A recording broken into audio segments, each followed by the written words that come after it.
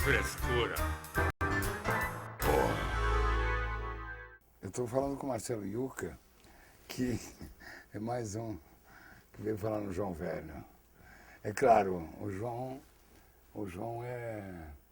está envolvido com esse movimento hip hop. É uma coisa que eu entrevistei ele, sabe, uma vez. Ah, legal. E eu queria saber mais sobre isso, porque eu sou do interior do Rio Grande do Sul, nasci na fronteira com a Argentina. A minha formação é de tango. Sabe? E o samba para mim já é novidade. Mas esse movimento, hip hop, essa coisa como é que é, Marcelo? O hip hop é todo um movimento, né? Isso aí, por exemplo, é hip hop, né? Olha pelo espelho. Isso aí é hip hop, né? Quer dizer, já envolve artes plásticas, tem pichação, tem grafite. Isso. Eu não sei exatamente como é que é. Bom, eu conheço porque o tipo de música que eu faço não é hip hop, mas eu conheço porque eu adoro cultura de rua. Tudo que vem da rua eu gosto. Acho que é sempre iconoclasta, coloca a cultura elitizante em dúvida. Por exemplo, essa tela que a gente está vendo aqui é de um artista de rua que, por mais que tenha uma agressividade, tem sua importância. Você falou agressividade? Na tela? Eu acho. Não, eu acho que o movimento do hip hop é um pouco assim, eu diria, o apanágio da marginália, né? Contra a cultura. Contra a cultura. Mas observa assim, a contra a cultura da década de 60, por exemplo, foi quando surgiu o mimeógrafo e aqueles poetas, e o Clube, aquele pessoal do desenho, quadrinistas, Gilbert Shelton, o Stein, enfim, quer dizer, uma caralhada de caras que começaram a ficar independentes do sistema.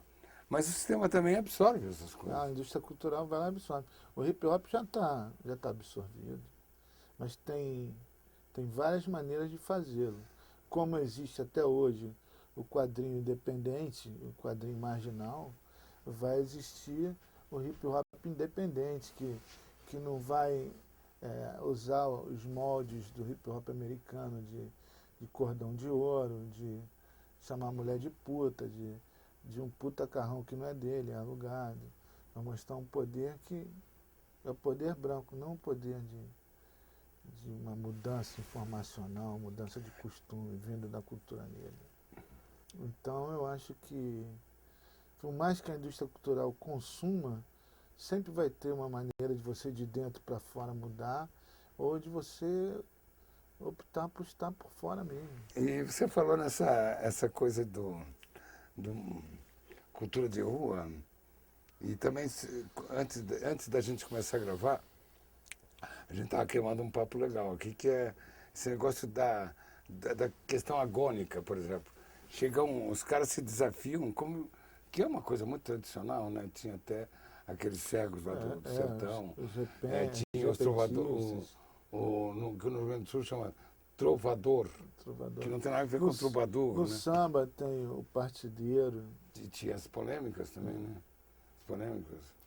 Isso de você duelar com as palavras, isso acho que todo mundo deve ter, porque ainda mais num país como o Brasil, que seguiu uma tradição de oralidade, porque durante anos, talvez até hoje, seja de um grande montante de pessoas analfabetas, a história passa pela oralidade.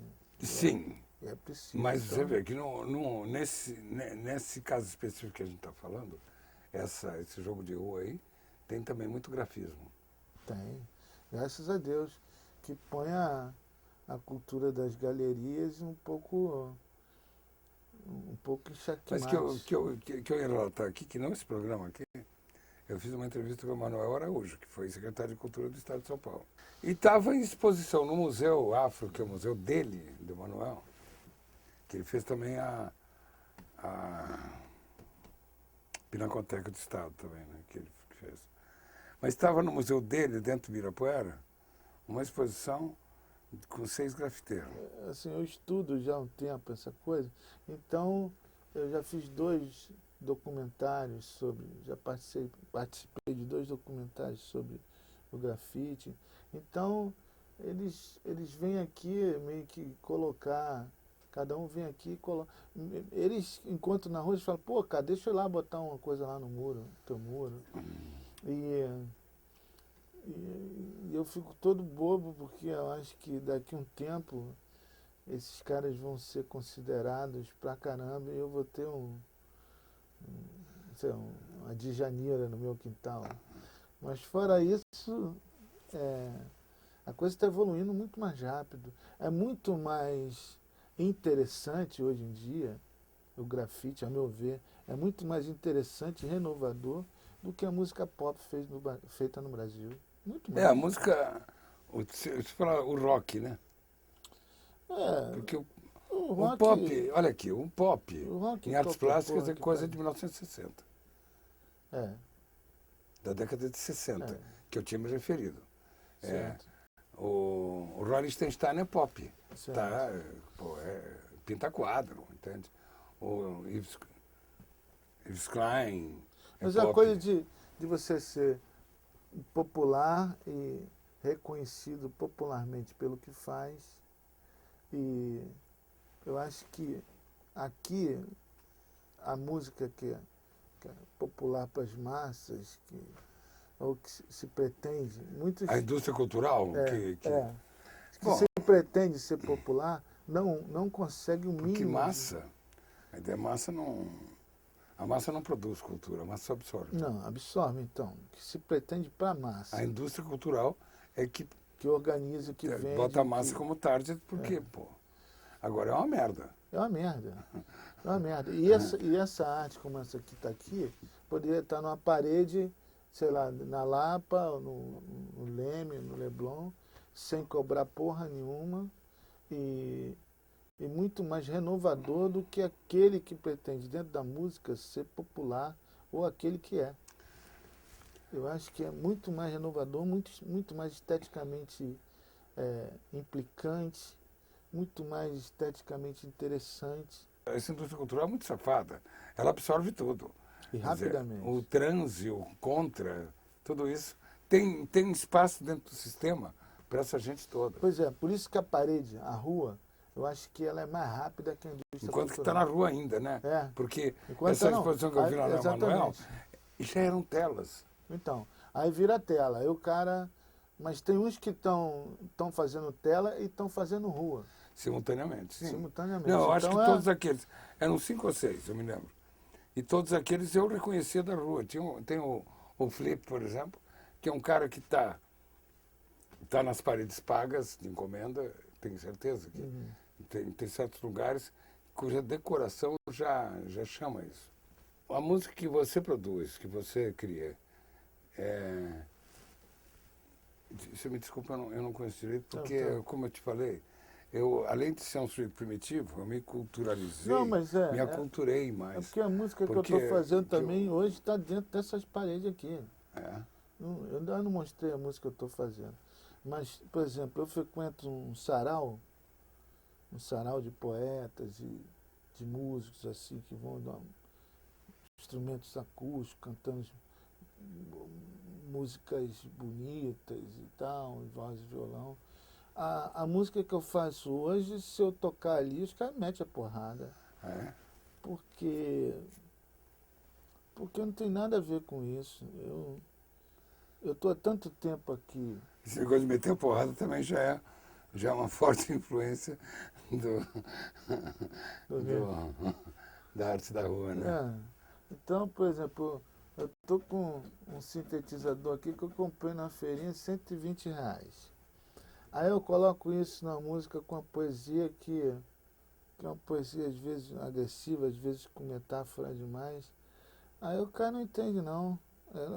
Mas se eu não me expressar, é porque agora tudo em relação à arte, você tem que comunicar. Eu acho que você está comunicando agora aqui. Mas eu não acho que, em última análise, a coisa que eu preciso fazer com a minha arte é comunicar. A primeira coisa que eu tenho que fazer é me expressar. Se ela comunicar, eu vou ficar contentão. Se ela vender, eu vou ficar mais ainda. Se eu ficar rico com ela, puta que pariu. Muito bom. Agora, se nada disso acontecer, eu vou continuar artista, cara. Sabe? Eu descobri no primeiro disco que eu fiz com o Rapa que eu tinha uma porrada de poesia dentro da gaveta que até hoje a molecada canta.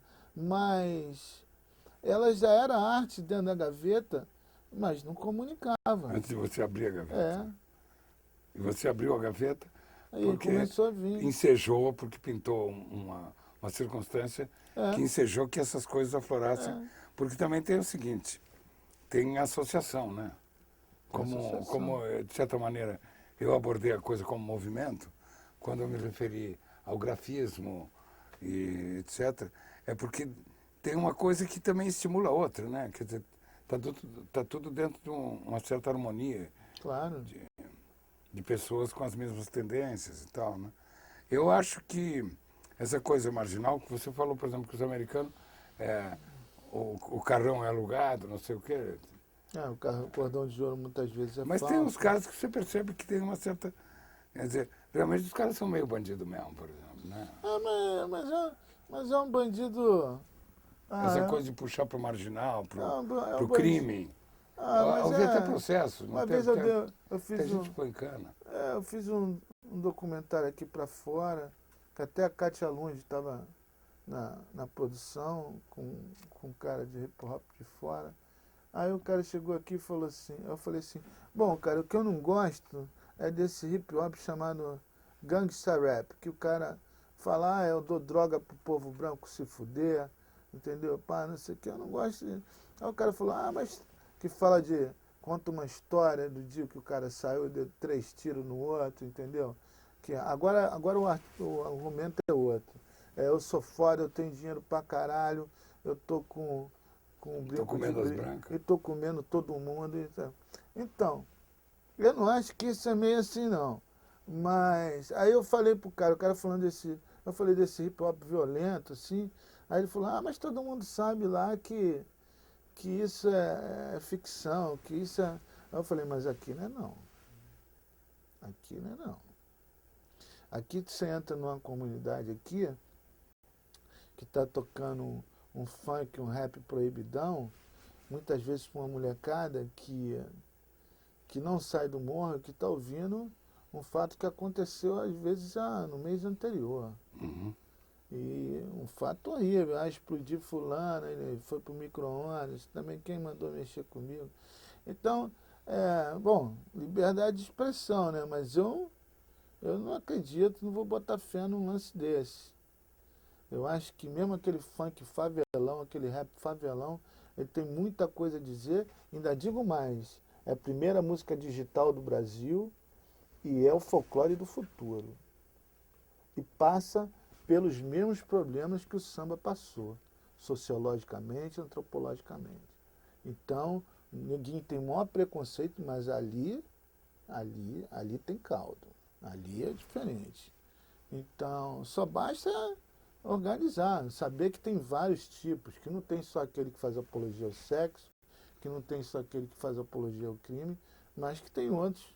Eu só quero ser feliz, andar na minha favela, não sei o que eu não esqueci. Andar tranquilamente na favela onde nasci. É. E poder me orgulhar.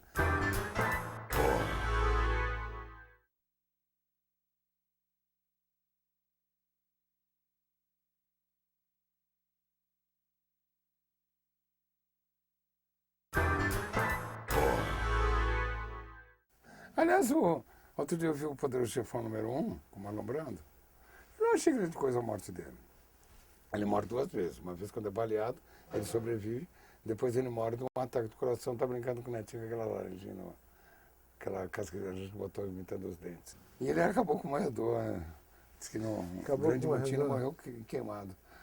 E muito bom. Aí ele queria saber como é que morre queimado. Quer dizer, assim, a mesma sensação de que morre congelado. Então ele mandou congelar. É mesmo? E aí tem um problema de hipotermia, né? E que começa pelas extremidades. Um especialista em queimado, um especialista em congelado. E aí, quando está pertinho de morrer, o cara tá no, esgotou o tempo. Tira o cara, esquenta ele. Eu sou o contrário, eu sou caboclo vivedor, É. porque já tentaram, eu tô aí. Vai A arrastando, tua vai daqui. vingança, a tua vingança é a sobrevivência. É, Mas o Einstein dizia que a paz para ele era sinônimo de sobrevivência. eu não acredito nisso não, porque se vive mal pra caralho. Sobreviver, eu já vi cada coisa que se chama de sobrevivência que eu acho que não tem nada a ver com paz. Inclusive eu tive uma fase de que a minha sobrevivência não era pacífica de jeito nenhum. Pelo contrário, eu achava bom, que eu tinha direito a um descanso. Você se refere à sua turbulência interior? Não, a turbulência. Primeiro veio a coisa da. Assim, eu acordei, né? Virei uma curva, pum. Aí eu entrei no. Tomei os tiros, né? Aí eu entrei na ambulância de bombeiro, e eu estava o tempo todo querendo segurar a mão de alguém. Que eu vi outro dia que o neném também tem essa necessidade, quando nasce, de segurar a mão. Talvez seja uma representação de eu estou vivo, eu preciso sentir alguma vida. É o calor do outro. É. É o outro, né?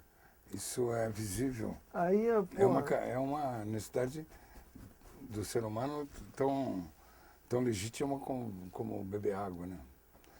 E, inclusive, se refere à água, porque, pensa um pouco, o cara está 9 meses dentro do útero nadando, né? Porque é água lá dentro. Né? Faz sentido. Aí eu tomei os tiros, eu queria segurar a mão de alguém, ninguém queria segurar. Porque eu acho que eu estava tão fodido, o cara acha que eu podia estar morrendo e aí endurecer. Aí quando eu quando eu entrei dentro da ambulância, assim, aí tinha uma tenente que me ajudou, né? Mas aí ela estava mais próxima, eu fui pegar a mão dela, assim, ela tirou e falou assim, eu sou paga para te ajudar, não para ser sentimental com você. Ali, muito mais do que nos tiros, eu senti que minha vida tinha mudado. Isso deve ser algum treinamento.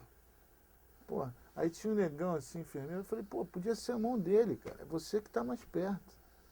Aí ela, pô, aí dali eu senti Crispou. Crispou. Mas foi um golpe. Foi um golpe. Dali eu senti. Você foi golpeado. Fudeu. Mas eu tive. Cara, eu tive uma biografia pós-acidente totalmente diferente dos deficientes, por um lado. Por isso que a gente estava falando de mulher, assim, antes. Porque, cara, as mulheres foram tão gentis comigo, foram tão. Eu acho que eu tive mais namoradas depois do acidente, do incidente dos tiros. Incidente, né? Acidente é uma coisa que acontece por acaso. E eu tive mais namoradas depois do que antes. E antes eu fazia sexo, depois eu aprendi a fazer amor. E todas elas, assim, essas pessoas maravilhosas, além de mulheres lindíssimas, mulheres maravilhosas, eu tenho vontade de fazer uma festa para apresentar uma ou outra, de tão legais que elas são. E todas, foi eu que terminei por ser imbecil, por ser aquela coisa de olho grande, né? De ser machista, de ser garoto. Todas eu... Você acha que isso se refere a esse tipo de... Porque o Eduardo Mascarenhas escreveu sobre isso. Eu já gostava da conversa dele quando estava vivo, nunca tinha visto texto escrito dele. E as filhas dele pegaram coisas que ele tinha escrito e publicaram. Ele não era um cara que escrevesse muito assim. Ele falou sobre isso aí. que as pessoas às vezes atribuem esse comportamento a machismo, que o cara come as mulheres para contar para os amigos, ou então que é para variar, ele está com uma e já está de olho na outra. Mas ele fala que é legítimo também. E que é também, não é indiferença, é amor pelas mulheres mesmo. Não, eu acho isso. Com uma coisa assim, um sentimento até de injustiça, assim, que o cara ama tanto as mulheres, se ele está com uma, a eleição de uma sobre as outras não é uma coisa justa. Não, mas também, mas tem um lado. Eu sei que eu fiz isso até Eu não estou 2 dizendo anos que ele atrás. explica a coisa e chega a uma conclusão, entende?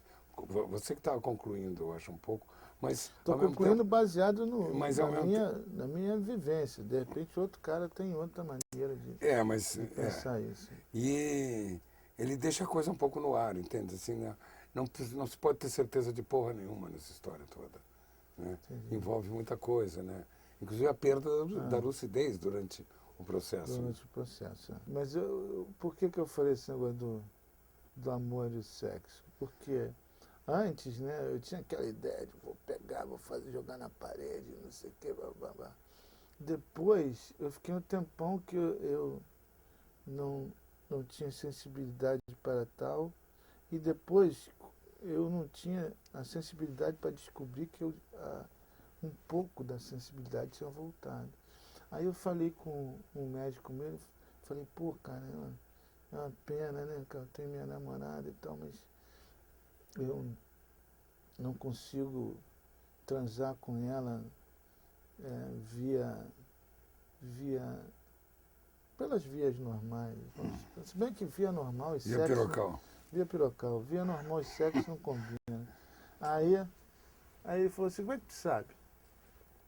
Aí eu falei, não sei, sei lá, eu acho que... Não, faz o seguinte, chega hoje, tu vai pra casa, pega ela de jeito, e amanhã tu me diz. E aí, cara, assim, o mundo sorriu. Você redescobriu. Redescobri. É lógico que não é a mesma coisa, mas você simplesmente sentir, cara, meu olho arregalou peraí. Eu falei, pô, será que eu estou passando mal ou se eu estou passando bem? Isso aí cabia uma marcha heróica, né? Para ilustrar essa história, né? Porra. Não, todas as músicas, muita música é feita dentro dessa...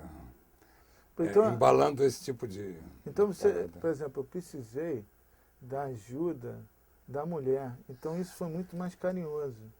Porque antigamente era eu que ditava. Não, eu precisei. Aí eu me lembro, eu saí com uma mulher, ela falou assim, olha, eu vou sair contigo, mas vou logo te falando, eu não transo por cima. Eu falei, então eu vou te levar para casa, porque ou é assim ou é nada. Aí ela, não, vamos. Vamos experimentar. Vamos experimentar. De ladinho, sei lá. É. Vamos ver o que acontece. Vamos ver o que acontece. E eu namorei ela há vários anos. Isso porque também o meu neurologista falou que eu sou muito burra, eu descobri que tem coisas óbvias que eu não tinha noção. Por exemplo, eu escrevi uma canção agora sobre os neurônios, eles não são ligados, chama atmosfera.